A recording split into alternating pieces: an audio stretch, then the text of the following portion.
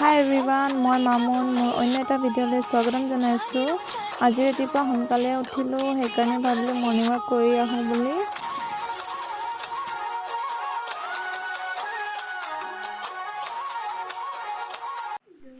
Morning ৱাকৰ পৰা আহি গা চা ধুই ঘৰত খাই মেলি আকৌ টিউশ্যনলৈ ওলাই আহিলোঁ মই।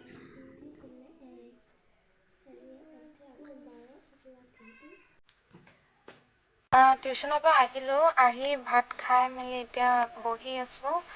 আজি কিবা এটা নতুন ট্ৰাই কৰোঁ বুলি ভাবিছোঁ, বলক আহক চাওঁ। আৰু এইটো বনাবলৈ মই এক্সৰে পেপাৰ লৈছোঁ, পুৰণা এক্সৰে পেপাৰ।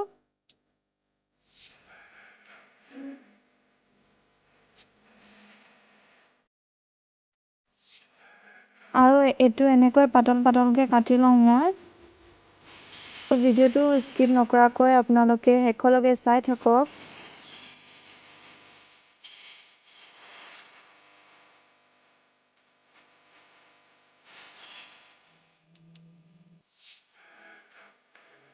পুৰণা ঊল সূতা লৈছোঁ। ঊল সূতাটো এইটো গ্ৰীণ কালাৰ হ'লে বেছি ভাল লাগে, মোৰ লগত নাছিলে সেইকাৰণে মই এইটোৱে ব্যৱহাৰ কৰিছোঁ।